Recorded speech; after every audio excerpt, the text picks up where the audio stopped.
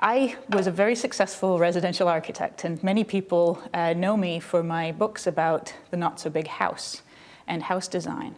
But what they don't know is that in order to write those books, I had to go through a pretty major life change in order to find the time to do that writing. So the story is that when I was a teenager, I longed to be a writer. In fact, I'd written since I was a little kid. And my parents, I think very wisely, said, well, why don't you wait until you've got something to write about? Because I just didn't have a lot of knowledge about anything at the time. And so I went to architecture school, which was another of my loves, and became an architect. So here I was, I had a firm of 45 people, we had a wonderful cooperative environment, but I was incredibly busy. Like, 99% of the population that's in the workforce today, I was being driven nuts by the amount of data and information that was coming across my desk every day.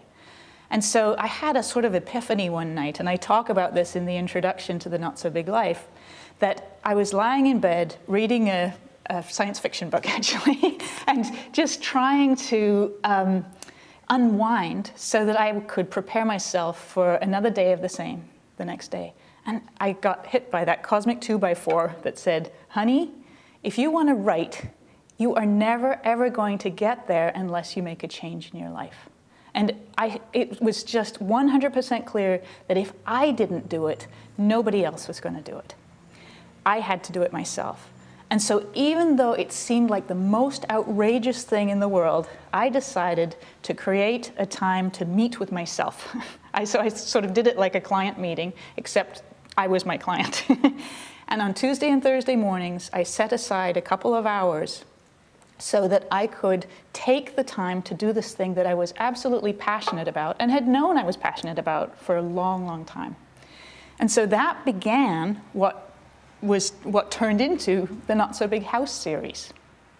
So I started with this tiny little step of making time for something that I really cared about, in my case, writing.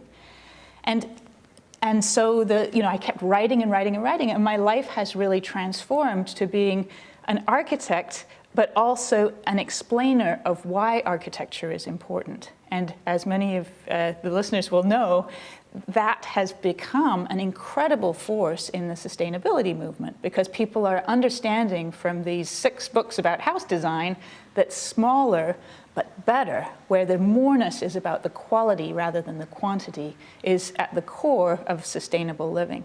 So I often say that beauty is one of the most important things that we can do for sustainability, because when something is beautiful, it inspires you. So it keeps inspiring every owner of that house, and they keep looking after that house. That's one of the key messages of the Not So Big House.